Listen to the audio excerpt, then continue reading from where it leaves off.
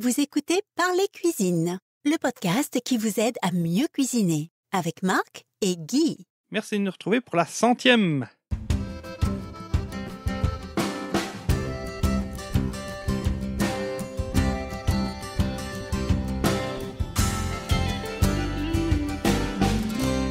Bonjour à toutes et à toutes, au micro c'est Marc de parlercuisine.com et je vous retrouve pour le 100e épisode de Parler Cuisine, le podcast qui vous parle de cuisine, de gastronomie, de bon manger, de savoir vivre à table avec notre expert Guy. Bonjour Guy. Bonjour Marc. Et merci à toi Guy de la part de tous les auditeurs qui nous ont envoyé plein de messages en cette fin d'année pour nous encourager et nous remercier du contenu et du travail que tu as fourni pendant toutes ces années, parce que ça va bientôt faire 4 ans qu'on est là. Oui.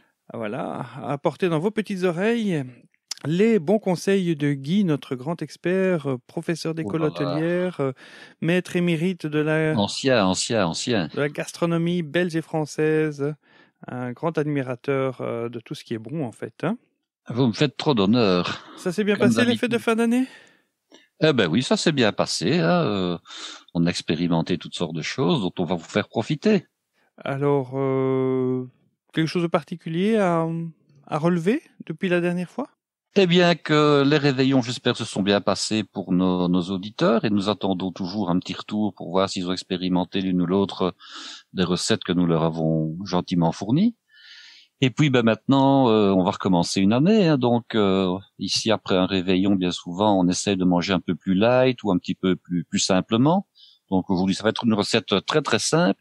Et vous savez que j'affectionne particulièrement tout ce qui est potage, pour toutes sortes de raisons que je vais vous dévoiler. La soupe, mais... Ah, la soupe, voilà. Une bonne petite souplette, comme on dit par ailleurs. Oui, parce que Guy, il n'aime pas qu'on dise soupe, parce que non, à l'école hôtelière, voilà. On ne dit pas soupe, hein, sauf quand on veut vraiment connoter le potage comme étant quelque chose de très rustique. Et à ce point de vue, j'ai revu pour les fêtes de fin d'année la soupe aux choux avec Louis de Funès. Tu l'as revu, c'est-à-dire tu as fait une version revue ou bien tu l'as vu à la télé ? Non, je l'avais déjà vu. Je l'avais vu à l'époque où il était sorti. J'avais même acheté le roman et j'avais lu le roman avant même qu'on en fasse un film. Donc ça ne nous rajeunit pas tout ça. Hein. C'était au début des années 80. Et je me faisais à l'époque une toute autre idée. J'avais donc bien sûr imaginé dans ma tête qui pouvaient être les personnages. Et j'ai toujours été un petit peu déçu du rôle de Funès parce que je ne trouvais pas qu'il collait tant que ça et si bien que ça au personnage que je m'étais imaginé. Et quand je vois la manière dont il prépare la soupe aux choux, je me dis qu'il ne le fait pas, non pas comme un professionnel la ferait, ça c'est déjà une chose, mais qu'il n'a pas les bons gestes, voilà, tout simplement. Il ne travaille pas comme on fait quand on cuisine réellement. Donc j'ai un peu l'impression que Louis de Funès n'a jamais touché à une casserole de sa vie, n'a jamais fait un potage lui-même. C'est un acteur comédien aussi. C'est un acteur, mais les gestes ne sont pas les bons gestes. Voilà, je ne sais pas expliquer, je le sens pas bien. Mais enfin voilà, ceci étant dit, j'étais très très heureux de revoir le film. Bon, on pourrait éventuellement en faire un épisode. On pourrait en faire un épisode. Comment faire une vraie bonne soupe aux choux. Et alors, je remarque ça aussi. Il y a un feuilleton que les francophones connaissent bien, qui est Plus belle la vie. Hein. Il y a des partisans. Et je suis un aficionado. Alors, il y a des partisans et des opposants. Au départ, j'étais un opposant. Je n'ai pas pris le train en route dès le début. Et puis, comme on dit, je suis tombé dans la marmite au point maintenant d'être, disons, de ne pas vouloir manquer un seul épisode. Hein. Heureusement qu'Internet existe. Et alors, il y a une cuisine, puisque la vie du feuilleton tourne un petit peu autour de la place du Mistral, où il y a le bar-restaurant du Mistral, il y a une cuisine attenante, et alors certains acteurs, évidemment, se prêtent au jeu de réaliser des recettes. Il y a d'ailleurs un livre de cuisine qui est sorti, hein, la cuisine du Mistral. Je l'ai acheté. Bon, c'est pas très intéressant de l'acheter parce que, malheureusement, ce sont des recettes un peu convenues et finalement, je dirais qu'ils n'ont rien à voir avec le feuilleton proprement dit, hein. On prête ces recettes-là au feuilleton, mais bon. C'est donc un livre à offrir plus qu'à recevoir. Oui, je dirais ça, voilà, comme ça. Enfin, en tout cas pour moi, selon mon point de vue.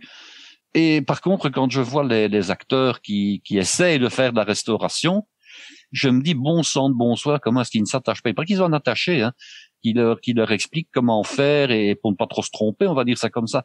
Mais c'est dans leur gestuelle. Il y a le patron qui a l'air d'avoir 70 ans au moins, hein, qui est un ancien, enfin qui est un cuisinier, je vais dire, professionnel. Mais quand je vois la manière dont il assaisonne, la manière dont il goûte une sauce, par exemple, il ne le fait absolument pas comme un professionnel le ferait. Il le fait, je dirais, façon ménagère. Et ça se voit tout de suite. Hein. Un professionnel ne va pas avoir ce geste. Un professionnel va avoir un geste beaucoup plus, je dirais beaucoup plus précis et beaucoup plus, comment dirais-je moi, beaucoup moins hésitant, voilà. Mais il y a que les professionnels qui le remarquent. Ah oui, à mon avis, oui. Hein. Il n'y a que les professionnels qui le remarquent. Et ça me rappelle un téléfilm mais qui date aussi d'il y a de très nombreuses années, à une époque où à la RTB il y avait encore un débat, c'était un film ou un téléfilm, je ne sais plus. Il y avait encore un débat le lundi sur un sujet donné. Alors le débat c'était la course. Et il se fait que c'était une histoire d'un coureur dans un peloton, hein, donc il faisait des courses, des classiques, hein, voilà. Des courses de vélo. Des courses de vélo. Et alors, je me rappelle encore entendre, je pense qu'Eddie Merckx s'était invité à ce débat et dire, oui, bon, le film est bien en tant que tel, mais on voit bien que ce ne sont pas des coureurs professionnels. En disant, ils ne courent pas comme on doit courir, comme on court normalement. Ils n'ont pas le geste. Ils n'ont pas de geste. Et moi, à l'époque, je m'étais dit, mais enfin, il n'y a quand même pas 36 manières de rouler en vélo, hein.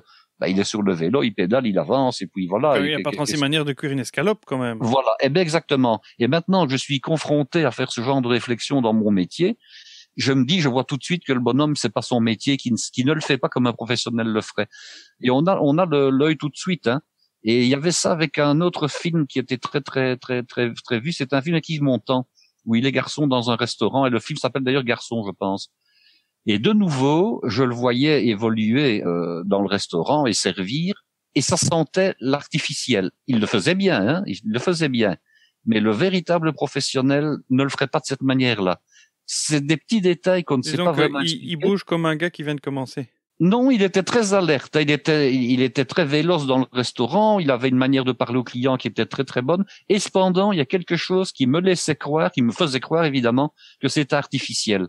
Alors évidemment, de nouveau, il s'est entraîné. Il avait travaillé dans un restaurant pour apprendre la gestuelle, etc. Et pour autant, je trouvais qu'il surjouait en réalité. Ah oui. Et alors, en surjouant, on se rend compte que c'est faux. Voilà, tout simplement. Donc, si vous travaillez en ça nous éloigne télé, un petit peu, ça. Oui, si le producteur de Plus belle la vie t'appelle comme consultant.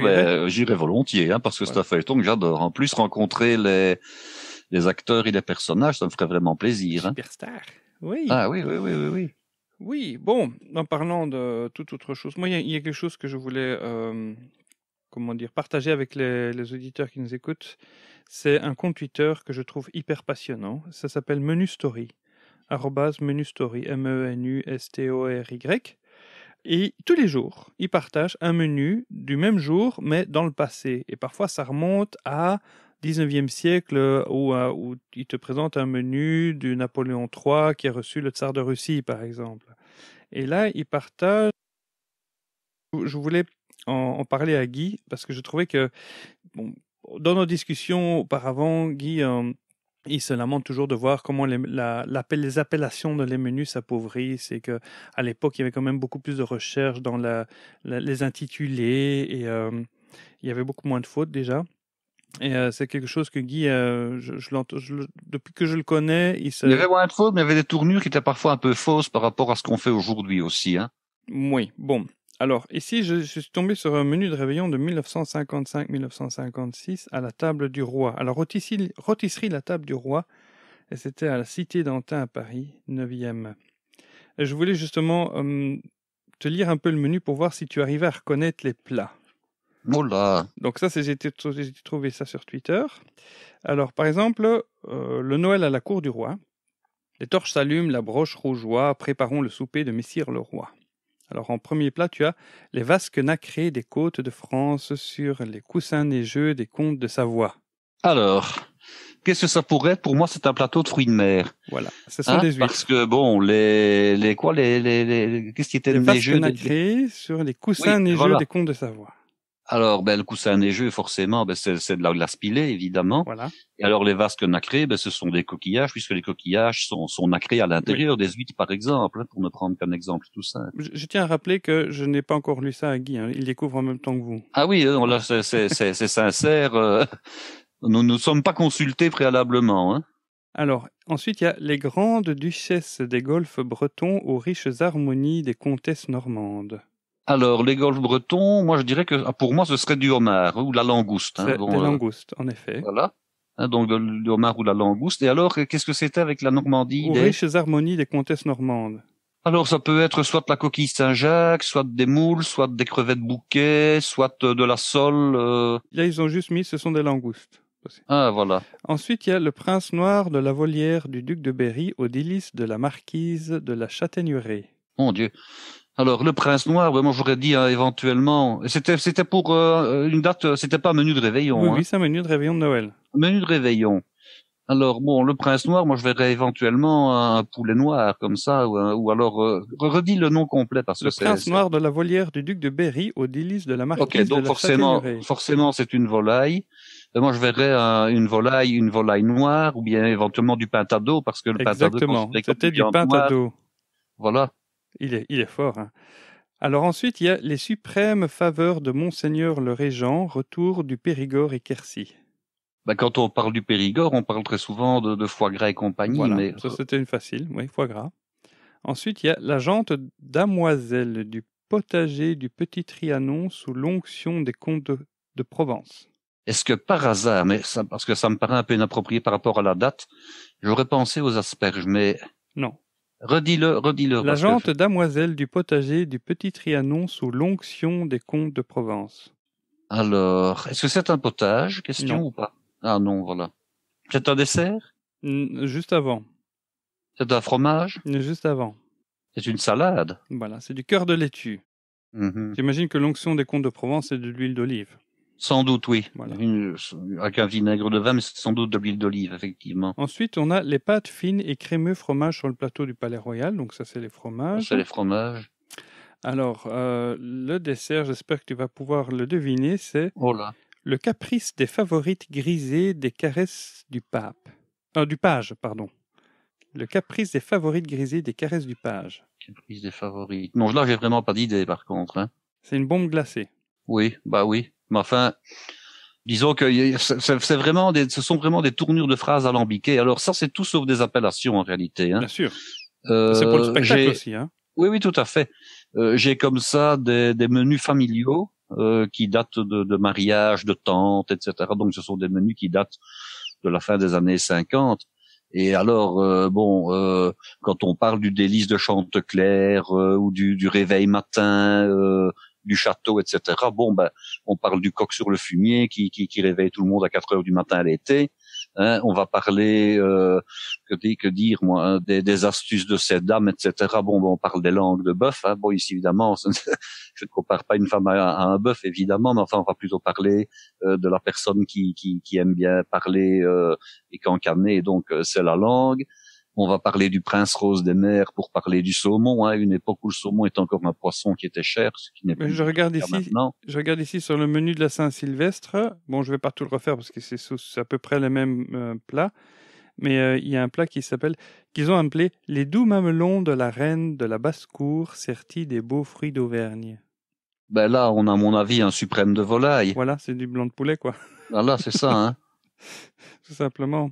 Oui. Donc voilà, ça c'est des petites perles assez intéressantes que j'ai épuisées sur Twitter. Abonnez-vous, Menu Story. Il m'est déjà arrivé comme ça de réécrire des menus tout à fait traditionnels, tout à fait classiques, en leur donnant des tournures de phrases que personne ne comprenait. C'était dans le but que les gens qui allaient manger, évidemment, ne puissent pas savoir ce qu'ils allaient manger, qu'ils en tout cas le deviner.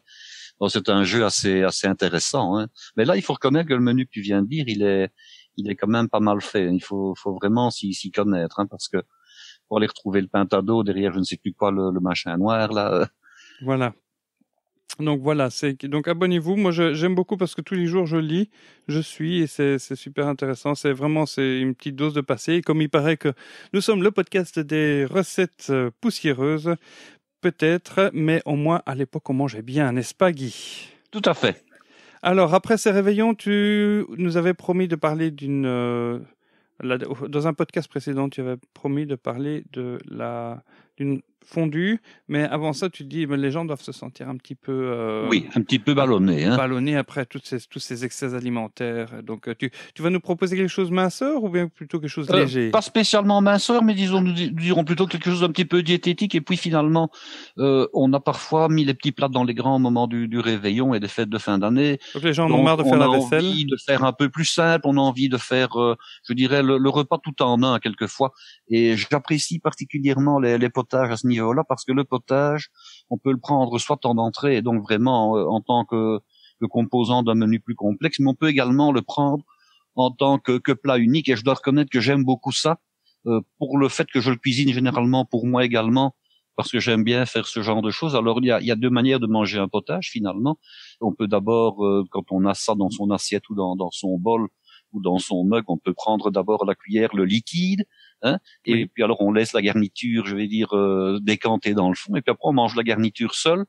Et c'est une manière agréable de consommer des légumes. Et on oublie quelquefois que les enfants ne sont pas toujours très je dirais très désireux de consommer des légumes. Par contre, du potage en général, ils aiment bien.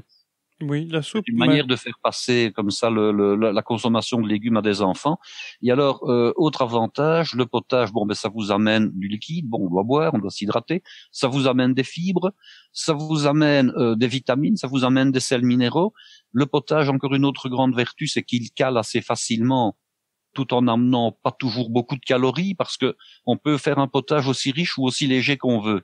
Il suffit tout simplement de restreindre au niveau de la matière grasse. Et par exemple, quand on veut blanchir un potage à la fin, ça va être le cas ici.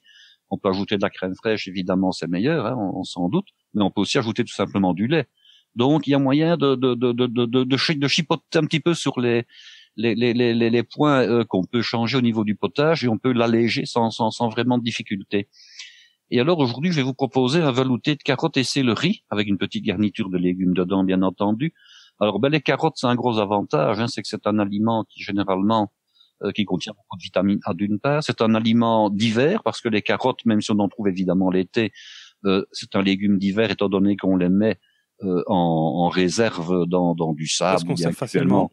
Dans les nouveaux moyens de conservation, ce n'est plus dans du sable, mais c'est tout simplement mis dans des grands frigos spécialisés où les carottes sont à la bonne température, surtout la bonne hygrométrie, parce que la carotte est un légume qui pourrit très vite, hein, quand l'humidité est présente, je dirais le côté un petit peu renfermé de la chose, hein, et un petit peu de tiédeur, la carotte elle se putréfie très très rapidement. Elle devient d'abord noire, et ensuite elle devient liquide. Et puis si vous êtes en appartement et que vous avez un petit peu de mouchette, vous avez tout de suite des mouches qui vont dedans. Enfin, c'est la catastrophe. Oui, mais je me souviens à l'époque, on achetait les carottes dans les sachets en papier, ça n'arrivait pas. Mais maintenant qu'on vend ça dans les sachets en plastique, c'est l'horreur.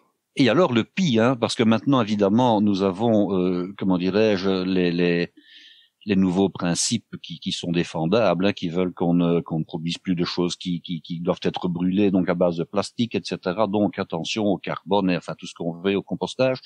Donc maintenant, depuis quelques mois, sont arrivés les sacs compostables, qui sont réalisés en fibres naturelles à base d'amidon, de maïs, etc. Oui. Et ce sont des sacs qui sont un petit peu comme ça, un petit peu, je dirais, un petit peu gélatineux, si je peux employer ce terme-là. Tout ce que vous mettez dedans, ça pourrit à une vitesse extraordinaire. Oui. Alors qu'avant, le sac en plastique traditionnel, ça pouvait encore aller. Ici, ces sacs-là, ils conservent une espèce de moiteur au niveau des légumes, des fruits. Alors, si ce sont des agrumes, ça verdit, ça pourrit, vous pouvez les jeter. Les litchis, n'en parlons pas, après 2-3 jours dans ce sac-là, ils sont couverts de moisissures vertes. Vous pouvez aussi soit les laver convenablement et les brosser, hein, soit les jeter. Et quand vous avez des carottes, elles deviennent noires après 2 jours. Il ne faut pas laisser traîner dans ces sachets. Il faut rien laisser traîner là-dedans. Et alors, ce qui se passe en réalité, c'est la chose suivante, que ce soit pour les agrumes, que ce soit pour les fruits, naturellement, le légume, si on prend le cas des carottes, va perdre de l'eau, hein. Or, l'eau, elle va se mettre à perler, hein, au-dessus, au niveau de la peau de la carotte. Et en principe, elle s'évapore. Mais si elle est dans un endroit confiné, cette eau, cette humidité, elle va rester là, elle va stagner. Et alors, quand on dit chaleur plus humidité égale bactéries, hein, donc les bactéries, elles ont tout ce qu'il faut, elles ont à manger avec la carotte, elles ont à boire avec l'eau, elles ont l'air qu'il leur faut pour respirer.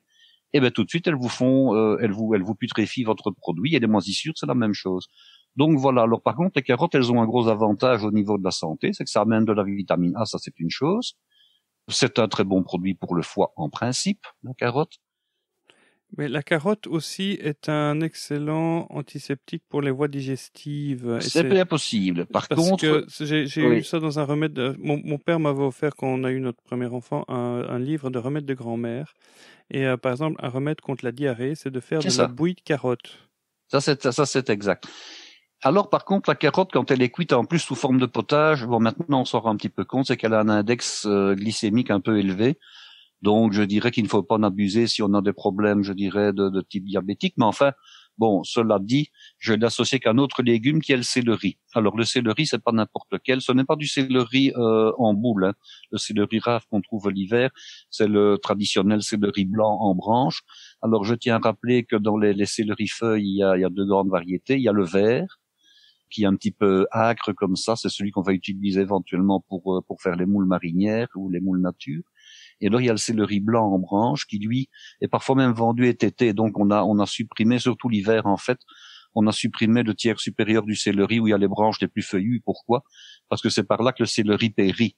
De nouveau, hein, avec l'humidité, le changement de température, les feuilles jaunissent très vite et puis elles deviennent de couleur rouille et puis ou bien elles sèchent ou bien elles pourrissent, elles font pourrir le restant du céleri. Donc bien souvent on étête le céleri et à cette époque-ci de l'année, c'est un légume qui nous vient soit du Midi, soit d'Espagne. Bien souvent, on ne le trouve pas très facilement en tant que céleri indigène. Donc voilà, j'ai associé ces deux légumes-là, pas de pommes de terre, hein. S'il faut lier le potage, on le liera avec un tout petit peu de roux minute, ça, il n'y a pas de problème. Alors, je vous donne les ingrédients et considérons que c'est pour 4 personnes. Hein. Donc, il vous faudra 600-700 grammes de carottes, hein, carottes, je dirais, traditionnelles orange, hein, carottes brutes qu'il faut peler. L'équivalent d'un demi-céleri blanc en branche, un oignon, disons, de taille standard. Alors, pour la garniture, on mettrait une petite boîte de maïs crispy. Quand je dis une petite boîte, c'est vraiment la mini-boîte. Hein. Ce n'est même pas la boîte, c'est pas la boîte de 800 grammes, c'est pas la boîte de 400 grammes. C'est vraiment la toute par 3 comme ça. La toute petite boîte, voilà exactement. Et alors des petits pois. Alors les petits pois, j'ai réalisé le potage en prenant, parce que j'avais plus de facilité, une petite boîte de pois. Mais je vous le déconseille. Pourquoi? Parce que maintenant, je me suis rendu compte, c'était connu, mais là, j'ai vraiment été surpris. C'est la quantité de sucre qu'il y a dans les petits pois. Alors, on fait des petits pois, je dirais quasiment aigre-doux, hein. En tout cas, certainement sucrés, certainement doux, parce que ça plaît aux enfants, parce que, on ne retrouve quasiment plus le goût du pois. Et alors, on a vraiment du sucre. Donc, moi, je vous suggère, c'est d'acheter soit éventuellement des mange-tout et vous remplacez les petits pois par du mange-tout frais, soit vous achetez du petit pois surgelé, pour en avoir l'équivalent d'une bonne 100-120 grammes de petits pois nets surgelés. Ça fera tout aussi bien l'affaire, ce sera meilleur, et là vous n'êtes pas obligé de mettre du sucre pour le cuire. Alors, comme je l'ai conçu en tant que repas ce potage, j'y ai prévu de la viande. Donc moi j'ai utilisé du lard, j'ai pris du lard salé et du lard fumé, à raison de 2 tranches de chaque. J'ai la chance dans le supermarché où je m'approvisionne généralement de trouver un lard qui me convient très bien, c'est-à-dire qu'il est emballé par 4 tranches à la fois, dans un blister donc en plastique, coupé à peu près à 1 centimètre d'épaisseur. Il y a encore la couenne, mais il n'y a pas en tout cas de croquant, donc il n'y a pas le bout des côtes qui viennent vous ennuyer, donc on n'est pas obligé d'enlever ce croquant. Et alors, bon, on peut prendre soit du salé, soit du fumé. Si vous n'avez pas l'occasion d'acheter du lard, disons déjà prédécoupé, ben vous achetez tout simplement chez votre boucher ou bien au rayon, disons, de détail, vous achetez 4 tranches de lard. Il en faut à peu près l'équivalent de 300 grammes. Alors, si vous préférez ne pas avoir du lard parce que vous estimeriez que c'est une viande qui est un peu trop grasse, mais je tiens à rassurer tout le monde en disant qu'on trouve maintenant du lard qui ne contient quasiment plus de gras, donc ça revient exactement même que si c'était 100% viande. Mais vous pouvez remplacer ça soit par du jambon blanc que vous couperez en petits dés. Donc là, vous achetez à ce moment-là non pas des tranches de préférence, mais un petit bloc que vous couperez en petits dés. Soit éventuellement, s'il y a des enfants, ça peut toujours leur plaire, des saucisses de type saucisse de Vienne ou de Strasbourg, que vous couperez en petites rondelles, et ça, ils pourront même participer, je dirais, au jeu et couper les saucisses eux-mêmes en petites rondelles. Ça va les amuser. Alors, pour agrémenter ce potage, eh bien, il vous faudra également 2 décilitres de crème que vous pourrez remplacer par tout simplement 2 décilitres de lait. 25 grammes de beurre, ce sera pour faire suer les légumes, hein, je donnerai le détail après. Un tout petit peu de roux minute parce que vous allez peut-être devoir relier légèrement le potage du fait qu'il n'y a pas de pommes de terre.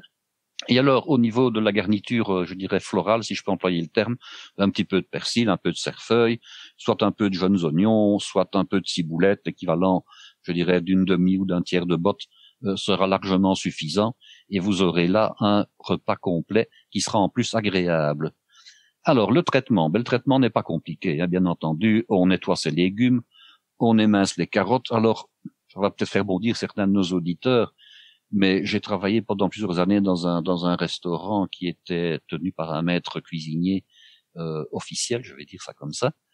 on n'épluchait quasiment jamais les carottes, en tout cas pour faire des fonds, hein, parce qu'on faisait encore les fonds nous-mêmes. La première fois que j'ai vu ça, moi qui sortais de l'école à ce moment-là, je me disais, mais enfin, qu'est-ce que c'est, hein? Il met les oignons sans les peler, il met les carottes sans les éplucher, on mettait même les épluchures des carottes tournées, donc dans le fond. On les nettoie quand même avant, non? Non, mais écoutez, si, on les nettoie, il faut que ce soit propre, évidemment. Oui. Hein. Mais je vais dire par là que vous prenez une carotte, vous enlevez les deux côtés, donc les deux bouts, hein. Oui. Vous lavez la carotte convenablement. Alors, ce sont les carottes que nous avons actuellement, attention. Soit vous achetez des carottes bio de type naturel et il y a encore de la terre et du sable. Et là, bon, il faut les brosser, mais alors là, vraiment très, très, très, très sérieusement, avec une brosse à légumes et sous l'eau, hein, de manière à enlever toute trace de terre ou de sable. Mais les carottes qu'on achète généralement en supermarché maintenant, elles ont déjà été lavées avec de l'eau sous pression, hein. Donc, les carottes ont déjà été lavées. Vous devez simplement les rincer. Alors, bien entendu, vous pouvez toujours les éplucher. C'est pas interdit. Mais dans la mesure où, par exemple, on va réaliser un potage au potimarron en utilisant la peau du potimarron sans l'éplucher. On va réaliser un potage avec des courges d'où beurre, hein, sans les éplucher non plus. Il y a vraiment pas de honte à ne pas éplucher la carotte, qui a une peau beaucoup plus fine. En plus, c'est comme souvent sous la peau que se trouve le maximum de vitamines. Si votre carotte est parfaitement propre, qu'il n'y a pas de tache, qu'elle n'est pas pourrie, elle n'est pas blessée, qu'elle n'est pas abîmée, il n'y a vraiment aucun problème, pour un potage en tout cas, à laisser l'épluchure de la carotte. Maintenant, chacun fait ce qu'il veut. Vous pouvez bien entendu les éplucher, mais dans ce cas-ci, ce n'est pas vraiment primordial, hein. Donc, vous épluchez vos carottes si vous le souhaitez, ou pas. Vous allez bien sûr éplucher l'oignon, là il n'y a pas de problème, dans ce cas-là il faut le faire.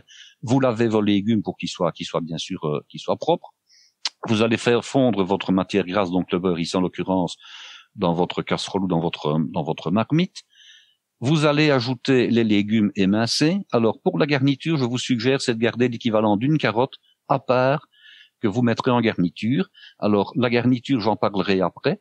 Donc, vous faites suer les légumes. Qu'est-ce que ça veut dire? Qu'on va les faire, je dirais, exuder un petit peu de leur eau de végétation à couvert dans l'ustensile sur le feu. Alors, feu moyen, parce que si vous mettez le feu trop fort, ça risque de faire brûler vos légumes, hein, parce que vous n'aurez pas mis d'eau. Je rappelle que faire suer, ce n'est pas faire étuver, donc on ne met pas d'eau, hein. Et on ne fait pas non plus rissoler, parce qu'on ne doit pas faire colorer. Donc, c'est un petit peu une situation d'entre-deux. Forcément, il ne faut pas un feu ni trop faible, sinon ça ne marchera pas bien, ou pas vite assez, ni un feu au maximum, sinon ça va colorer, ça va brûler. Donc on met ça, je dirais, sur le fourneau, ou sur la plaque, ou sur le bec, mais avec un feu moyen. Ça prend 4 ou 5 minutes, et on peut remarquer que des légumes qui ont été sués avant d'être transformés ultérieurement en potage donnent un meilleur goût au potage que si on ne le fait pas. Voilà, tout simplement. Alors, si vous ne voulez pas utiliser du beurre, vous pouvez éventuellement prendre de l'huile. Il y a une huile qui marche très très bien parce qu'elle supporte les hautes températures et qu'elle n'a pas de goût particulier. C'est l'huile de pépins de raisin, hein. C'est l'huile qu'on utilise généralement pour les fondus bourguignons, donc les fondus de viande. C'est une huile qui est très prisée par beaucoup de cuisiniers. Elle a de grande qualité au niveau de la cuisson en tout cas. Alors, une fois que les légumes sont sués, il faut mouiller. Alors, on va mouiller avec de l'eau bouillante directement. Vous allez mouiller avec l'équivalent d'à peu près 1,5 litre à 2 litres. Je dis toujours, il y a une fourchette, hein, parce que je vous ai donné une fourchette au niveau des quantités de carottes. Le céleri, est-ce que c'est un gros, est-ce que c'est un petit? L'oignon, est-ce que c'est un gros ou est-ce que c'est un petit? Bon, l'astuce, c'est toujours de mouiller avec un moindre volume, et puis après, on rectifie éventuellement. Après, on rajoute toujours de l'eau, c'est plus facile que d'en enlever, hein. Oui. Donc, vous mouillez avec l'équivalent d'1,5 litre d'eau bouillante. Vous ajoutez 3 cubes d'extrait de volaille, puisque c'est toujours 1 cube pour 1 demi-litre de liquide. Vous amenez à ébullition et puis vous laissez frémir. Petite astuce, pour que le potage ait un goût un petit peu particulier, et ça marche très très bien avec la carotte, j'ai mis du thym, hein. Si maintenant vous vouliez mettre un petit peu de cumin, vous pourriez. Moi, j'ai mis du thym, je trouve que c'est quand même beaucoup plus passe-partout. Vous pourriez également mettre un bouquet garni, en référence à une de nos anciennes émissions. Bouquet garni, bien entendu, que vous enlèverez à la fin de la cuisson. Alors, temps de cuisson d'un potage. C'est un de nos premiers épisodes, ça. Oui, hein, c'est un de nos premiers épisodes. Alors, temps de cuisson d'un potage. Jadis, on considérait qu'un potage devait cuire pendant au minimum une demi-heure. Alors, c'est tout à fait faux, parce que plus vous allez cuire votre potage, plus sa couleur va être ternie d'une part, et moins de vitamines vous aurez. Alors, les sels minéraux, il n'y a pas de problème, ils restent toujours dans le potage, hein. Par contre, les vitamines, elles sont sensibles, surtout les vitamines, je dirais, du groupe des vitamines hydrosolubles, elles sont sensibles à la fois à la chaleur et elles sont sensibles à la durée de cuisson. Plus vous allez cuire votre potage, plus vous allez perdre de vitamines. Donc il y a une bonne raison à le faire le moins longtemps possible, cuire ce potage. Pour qu'il cuise le moins longtemps possible, tout en étant cuit évidemment, il faut que les légumes soient taillés le plus finement possible. Donc plus vous allez tailler finement vos légumes au départ, plus rapidement, et alors on gagne quasiment 50% du temps. Plus vous allez raccourcir le temps de cuisson du potage.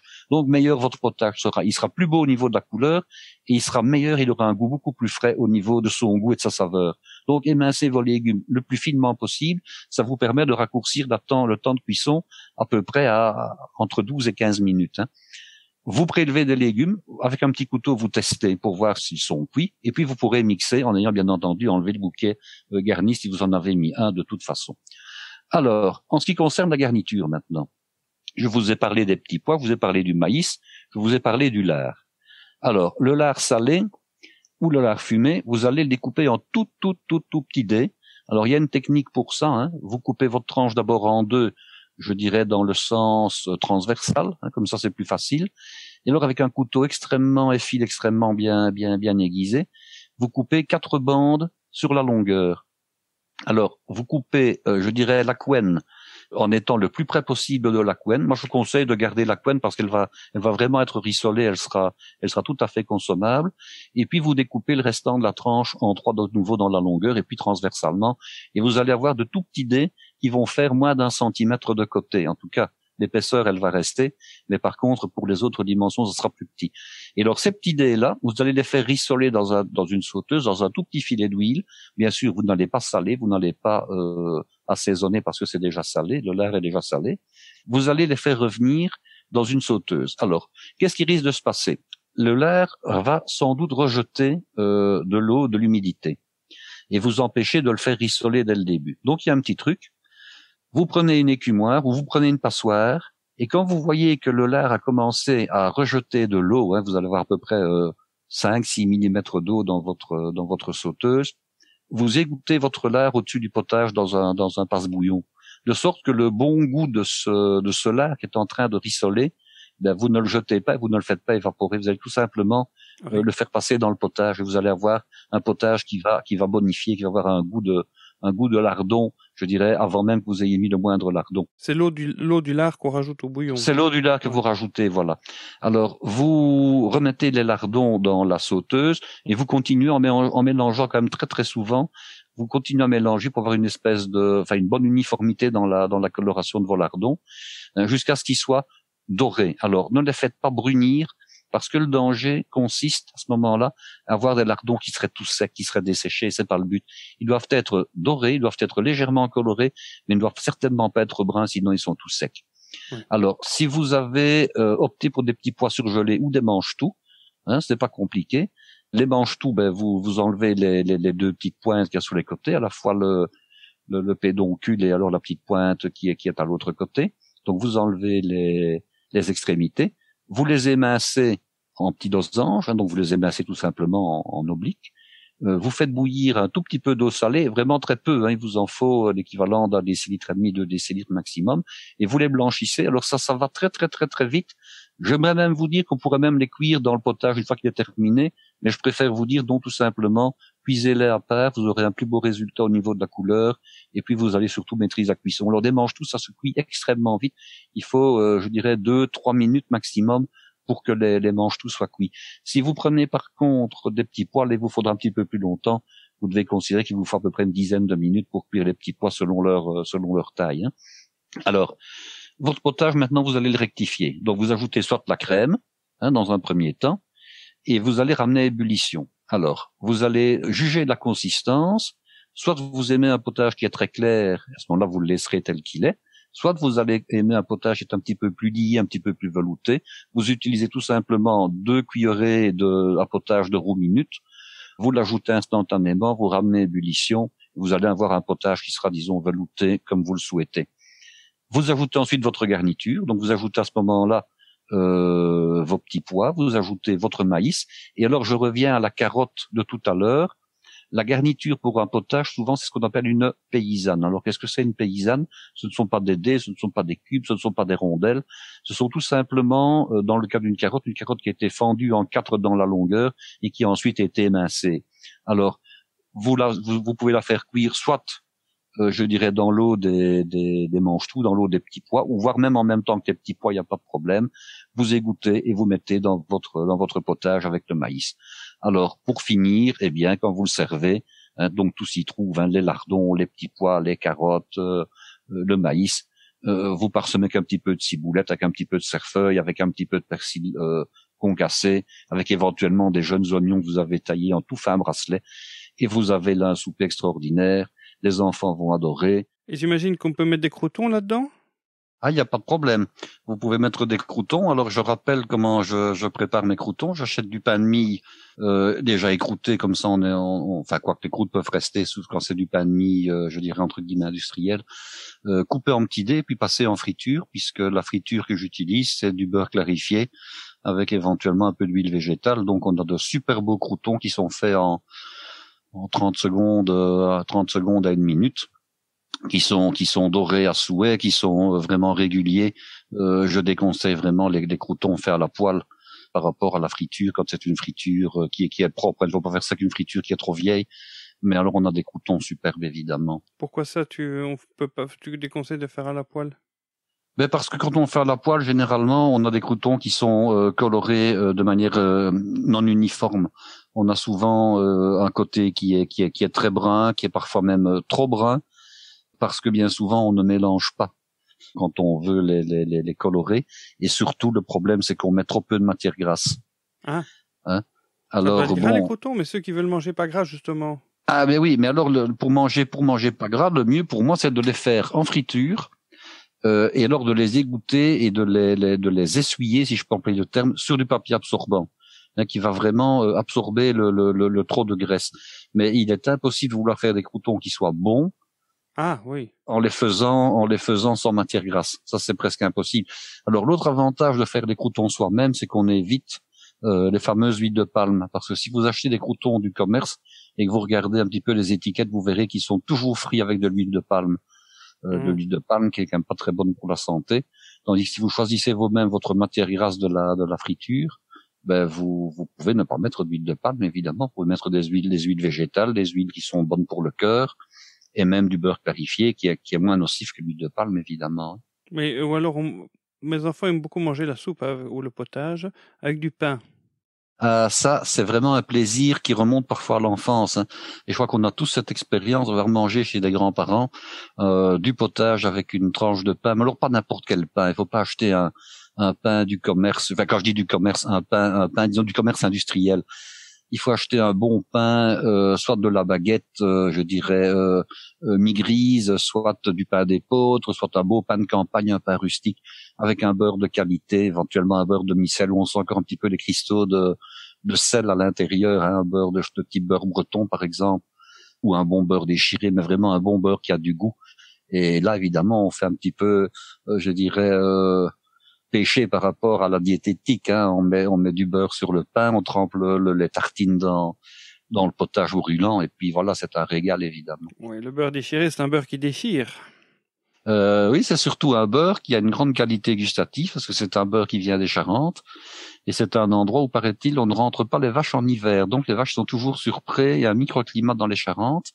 Ah oui. Et les vaches, paraît-il, continuent à brouter l'herbe en plein hiver. Bon, je demande à voir, mais ça dépend sans doute des années. Je suppose que quand il y a une tempête de neige, on rentre quand même les bêtes à l'étable. Pauvres bêtes.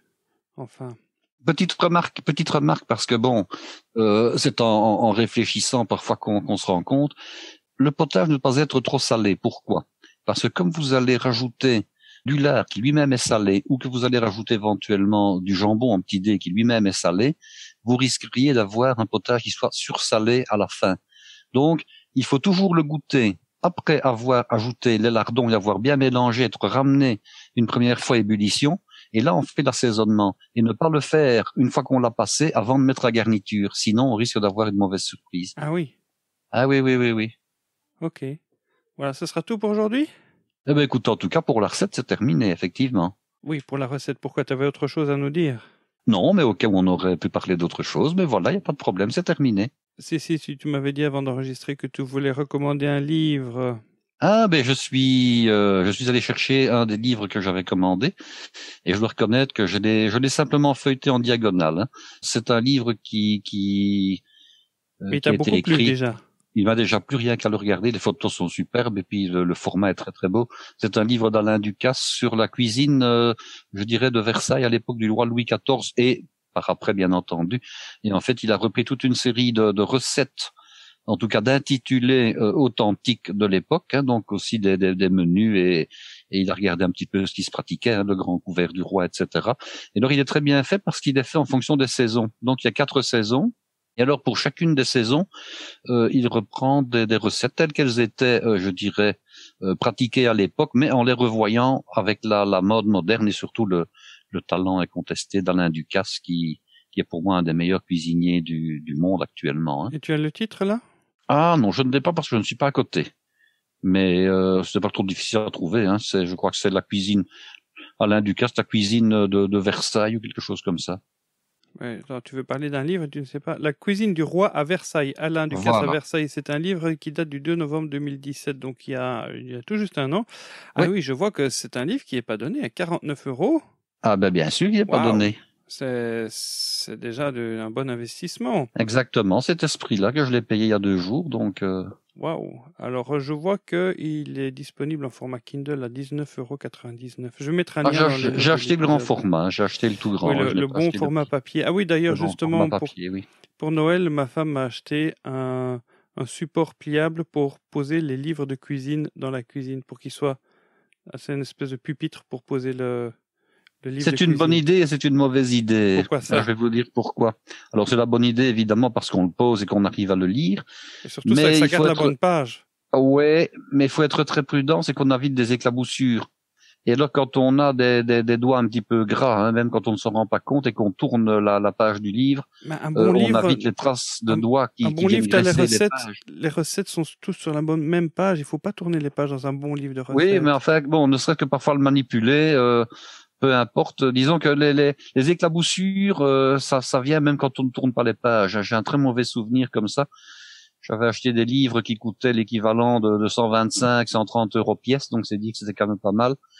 J'ai un jour un élève qui m'a demandé à les emprunter pour montrer à son patron, etc. Et quand les livres sont revenus, il y avait que des traces d'éclaboussures plein les pages du livre. Mais c'est comme quand tu me disais, c'est le but d'un livre de cuisine. C'est comme le but d'un verre, c'est d'être cassé un jour tôt ou tard dans sa vie. Oui, peut-être bien, mais quand c'est un livre qui est relié plein cuir et doré à l'or fin sur tranche, disons que... Ça fait mal au cœur, quoi. Ça fait mal au cœur, surtout que c'était un prix qui était pas donné à l'époque et encore actuellement d'ailleurs. Hein. Oui, écoute, donc voilà. Ben, moi, généralement, je pose ça sur le micro-ondes, qui est juste entre le fourneau et mon plan de travail. Et donc, c'est un endroit suffisamment haut pour pas être pris par les éclaboussures. Et je suis très content de ça parce que ça permet déjà de mettre des gros livres du style Larousse de la cuisine. Et comme ça, tu as la main libre et tu n'es pas obligé d'avoir le livre à plat avec quelque chose pour le tenir ouvert, quoi. Donc ça, c'était le bon petit cadeau qui a fait plaisir. Et en plus, c'est un truc qui coûte pas si cher que ça. Donc, mais c'est vraiment une très charmante intention. Sinon, autre chose aussi qui m'est arrivé de faire, et ça, c'est... Je fais référence à l'épisode qu'on a publié avant l'été l'an dernier avec Sarah Bien-Aimée qui parlait de cuisine pas bête pour la planète. J'ai pensé à elle parce que je me suis retrouvé un jour où je devais cuire des pommes de terre. Et ma femme m'appelle en disant « Ah, j'arrive à la gare, tu peux venir me chercher. » Et je dis « Mince, mes pommes de terre, je viens juste de les mettre à chauffer. » Et elle arrivait dans 10 minutes. Et donc, je calculais vite que le temps que j'aille la chercher à la gare et que je revienne, je ne pourrais pas laisser les pommes de terre à cuire. De toute façon, j'aime pas laisser quelque chose à cuire quand je quitte la maison, on ne sait jamais. Et donc, elles arrivaient juste à ébullition au moment où je vais quitter la maison. Donc, ce que j'ai fait, j'ai coupé le feu et j'ai mis un torchon autour de la casserole pour garder chaud. Et j'ai coupé. Donc, c'est juste le temps d'amener. Donc, tu fais un départ à froid, tu amènes tes pommes de terre à ébullition. C'est comme ça qu'il faut faire, n'est-ce pas, Guy? Oui. Et donc, j'ai mis comme ça 2 torchons pour garder chaud. Et puis, j'ai quitté la maison, j'ai été chercher ma femme à la gare. Ça prend à peu près 10 minutes pour y aller, puis je reviens. Et quand je suis revenu, les pommes de terre étaient cuites. Elles étaient parfaitement cuites comme il fallait. Voilà, c'est magnifique. Et sans devoir, tu vois, garder le feu allumé pendant tout le temps de la cuisson. Donc maintenant, je vais commencer à comment dire, ça permet de faire des économies aussi, ça permet de consommer moins d'énergie, donc de rejeter moins de carbone et de... Ça m'est déjà arrivé de faire ce genre de choses. De polluer moins, quoi. Voilà. Donc c'est un petit truc qui marche. Je l'ai essayé moi-même, ça marche. Et dans le livre, elle en parlait comme la casserole norvégienne. C'est ça. Et voilà, marmite norvégienne, pardon. Donc c'est un truc qui marche. Si on devait faire un petit geste pour la planète, eh ben celui-là, ça marche. Et en plus, comment dire, ça prête pas trop à conséquences. On peut pas le rater, celui-là. Pour revenir à ce que je disais il y a 2 minutes concernant les livres qu'on peut acheter, je vois qu'un des exemplaires dont je parlais, actuellement en occasion, il est à 560 €. Hein. Waouh, La cuisine du roi de Versailles? Non, le livre dont on m'a acheté un exemplaire. Ah, c'était quel livre? Ah ben c'est le livre des recettes d'un compagnon du Tour de France de Yves Turiès. Donc quand on paye 550 € ou 560 € pour un livre, on regrette quand même qu'on l'ait abîmé. Effectivement, ça fait peur, ça fait pleurer quand il y a une page qui est déchirée. Ça fait cher la page, hein? Ça fait cher la page, mais enfin ce sont des livres exceptionnels aussi, hein. Oui, je vois parce que je vois dans la cuisine du roi de Versailles, l'un du cas, je vois il y a toujours sur Amazon des recommandations d'autres livres.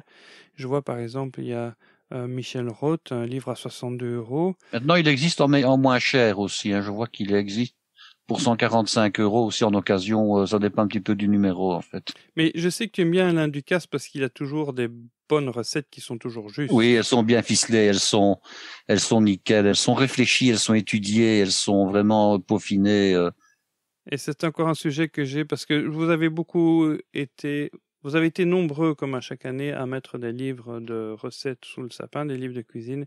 Et c'était mon grand regret, c'est d'avoir très souvent des gens qui ne réfléchissent pas et qui offrent des livres qui sont bon marché, qui ont l'air complets, mais dont les recettes ne marchent pas. Et chaque jour, je pleure, comme Jacques Brel pisse le nez dans les étoiles dans le port d'Amsterdam, sur les gens qui osent vendre des livres avec des recettes qui sont même pas revues, quoi. Et après, les gens vont essayer de les faire et bam. En règle générale, déjà, ce que je n'aime pas, quoique ce ne soit pas une règle absolue, mais ce sont les livres où il n'y a pas la photo de la recette dont on parle. Parce que ça veut dire que la recette n'a pas été au moins testée une fois. Hein. Ouais. Et puis, quand il y a la photo et qu'on voit que la photo ne correspond pas, soit par les produits qui sont présentés, soit par tout simplement la technique utilisée, parce qu'on se rend compte que c'est pas possible qu'on n'a pas le résultat avec ça. Je me dis, mais comment est-ce qu'on peut envoyer des gens au casse-pipe comme ça et leur faire acheter un bouquin et puis ils croient qu'ils font une bonne affaire et finalement ils n'en font pas. Bon, c'est des livres pour vendre, hein, pas des livres pour acheter. Oui, vraiment. Alors, dans les livres dont tu parles, là, je vois qu'il y a un commentaire client que le gars a mis 1 étoile avec le commentaire très décevant. Je vais te lire le commentaire, tu vas voir, ça va te faire sourire. Je suis très déçu par ce livre. Il est beaucoup trop grand et il est inconfortable à lire et sans doute aussi pour faire de la cuisine. D'ailleurs, les recettes sont extrêmement compliquées. Oui, ça j'allais le dire. Oui. Nécessitant énormément d'ingrédients, souvent rares, difficiles à trouver ou bizarres. Oui, exact. Et les résultats n'ont pas l'air très appétissants. Oui. Bon. Là, je confirme tout à fait. J'ai relu la recette d'un potage justement en me disant mais tiens, ils emploient un vocable très ancien, donc c'était le vocable de l'époque pour qualifier le potage. Mais j'ai vraiment envie de dire à cette bobonne, tu crois que tu as acheté un livre de cuisine ménagère, c'est Cuisine de roi de Versailles. À Versailles. Oui. Les gars, ils vont pas cuisiner des carottes et des poireaux, quoi. Et puis, ce sont déjà des livres, parce qu'il faut faire une différence dans les livres de cuisine entre ceux, il y en a pour tout le monde, hein. Il y a les livres tout à fait basiques, hein, et on peut parler des livres qui s'appellent Simplissime. C'est une collection qui n'est pas mal faite. J'en ai acheté quelques exemplaires. Oui, ma grand-mère m'a donné son exemplaire parce qu'elle a essayé 3 recettes et elle s'est plantée à tous les 3. Elle a dit, j'en veux plus. C'est de chez Hachette. Oui. C'est vraiment très très bien fait. Il y a des petites choses dont on peut parler, mais ils sont vraiment bien faits parce que ce sont des livres qui s'adressent vraiment aux débutants. Non, ils sont pas bien faits. Ma grand-mère m'a donné le sien parce qu'elle dit, j'ai pas réussi une seule recette dedans. Donc, faut arrêter de dire que c'est bien fait. C'est cette classe de livres-là dont je parlais. La recette est tellement résumée que celui qui n'a pas de technique au départ, il peut se planter. Toi, tu y arrives parce que tu sais comment corriger ça. Tu le fais automatiquement sans réfléchir. Tu as le geste. Mais c'est ce que je disais. Il y a donc des livres qui sont faits pour plusieurs types de personnes. Il y a la personne qui a déjà, disons, des compétences et il y a celle qui n'en a pas du tout. Oui. Alors, celle qui n'en a pas du tout, elle doit prendre un livre où la recette est très détaillée, très bien fournie, très bien pensée et surtout qui a été écrite correctement. Parce que si vous allez prendre un livre avec des recettes qui sont résumées, vous allez vous planter. Je parle pour les personnes qui ne connaissent absolument pas la cuisine au départ. Là-dessus, le grand Bocuse Académie culinaire, pour moi, il me sert tous les jours. J'ai encore fait une sauce hollandaise, impossible de la rater, parce que c'est pas à pas, expliqué, tout comme il faut. J'ai fait ça pour Noël, et les gens se sont régalés. Enfin bref, non, en fait, je voulais rebondir entre le commentaire de cette personne qui disait que les ingrédients rares et difficiles à trouver ou bizarres. Mais si vous alliez voir le compte Twitter dont je vous ai parlé en début d'épisode, Menu Story, qui justement reprend des menus de table de rois, d'empereurs, de présidents français, vous allez voir que ce sont pas, c'est pas la cuisine de brasserie. Tu vois qu'il y a vraiment de la recherche. Il y a du raffinement, il y a évidemment. du raffinement, ce sont des ingrédients rares, justement, à la table du roi, on va pas mettre des ingrédients qui sont pas rares. Je serais même étonné de ne pas voir d'ingrédients rares dans ce genre de livre, tu vois. Oui. Donc, tu achètes un truc qui est de la cuisine de roi, et puis tu dis merde, il y a des ingrédients rares. Oui, désolé, mais ça peut se manger le roi. Il faut aussi faire la différence au niveau des familles royales ou des familles princières entre les menus d'apparat et les menus de tous les jours. Je vais vous donner un exemple qui va conforter un petit peu nos auditeurs ou les réconforter. Le roi Baudouin, qui était un roi qui passait pour vivre très simplement. Un roi belge. Un roi belge, qui était donc le prédécesseur, l'antépénultième roi par rapport à celui qu'on a actuellement. L'oncle du roi actuel. L'oncle du roi actuel, donc. Bon, bien sûr, lorsqu'il y avait des dîners de gala, je suppose qu'à l'époque, puisqu'il a commencé à régner à partir des années 50, on faisait encore des repas somptueux, on faisait encore des bals à la cour, on recevait évidemment, comme on reçoit d'ailleurs encore toujours, je dirais, des gens importants. Et on faisait certainement des menus, je n'en ai pas de traces, mais ça peut se trouver, on faisait certainement des menus avec des appellations alambiquées, avec des produits. Des menus à rallonge et tout. Des trucs à rallonge, avec du chevreuil, avec du gibier, avec plein de choses. Bon. Par contre, ils avaient une maison de campagne, une villa dans un domaine en campine, au milieu des bois. Et là, il y avait une cuisinière du cru, si je peux dire, une dame d'un certain âge. Et j'ai lu un article qui la concernait, où on l'avait interrogée. Alors bon, bien sûr, elle ne révélait pas des secrets d'alcool, mais elle disait tout simplement un petit peu le genre de choses qu'elle cuisinait. Et on lui demandait, tiens, comment vous faites, quelles sont les recettes, quels sont les plats qui sont les plus prisés. Et elle disait des choses toutes simples de la cuisine que j'ai toujours fait toute ma vie, que j'ai appris moi en famille avec ma maman. Et c'est du style, voilà, une viande, des pommes de terre, donc des pommes de terre nature avec ou persillées, et puis un beau légume du style des haricots verts tout simplement revenus au beurre avec une petite échalote et un petit peu de jeunes oignons ou un truc ainsi. Donc les rois, ils aiment aussi manger des choses simples, ils ne mangent pas toujours des choses compliquées parce que on peut se mettre à leur place. Si nous mangions tous les jours dans un restaurant triplement étoilé, avec des recettes somptueuses, avec des goûts particuliers, avec, je dirais, des choses très très raffinées, on dirait de temps en temps, bon, vivement un potage, vivement un potage tout simple, vivement tout simplement un bête poulet rôti compote, comme on peut le pratiquer chez nous, vivement un rôti de porc avec des choux de Bruxelles ou du chou rouge, quoi, vivement un simple gratin dauphinois avec un gibier d'agneau, et pas toujours du chevreuil avec un jus à ceci ou avec un jus à cela, ou des perdreaux ou bien du marcassin, enfin bon. On essaierait de manger des choses beaucoup plus simples, évidemment. Oui, on n'en fait pas trop la publicité. D'ailleurs, je suis sur Twitter. Vous allez suivre Guillaume Gomez, qui est l'actuel cuisinier de l'Élysée. En recherchant sur YouTube, je suis tombé sur un reportage qui avait été fait à l'époque où il était seconde cuisine et c'était un autre qui était président. Et qui passait un peu en revue sur les caprices. Un autre chef. Voilà, qui passait un peu en revue les caprices des différents présidents. Et leurs préférences, etc. Bon, par exemple, je crois que François Hollande n'était pas trop fromage, par exemple. Et par contre, c'était Sarkozy, un des deux. Mais chaque fois qu'il y avait Angela Merkel qui venait manger, elle avait toujours son assiette de fromage. Et puis, je crois que c'est ça. C'est Hollande qui a réinstauré le fromage. Enfin, bref. Mais il était connu que Sarkozy, il ne souhaitait pas passer de très longtemps à table et qu'il y a des repas comme ça qui étaient expédiés en une demi-heure, par exemple. Alors, je voyais que juste petite actualité, le président français a été juste avant Noël au Tchad, dire bonjour aux troupes françaises qui sont postées là-bas. Et le jour avant, tu avais Guillaume Gomez qui avait tweeté des photos de palettes entières de caisses frigothermes qu'il avait préparées pour le repas de réveillon des troupes au Tchad.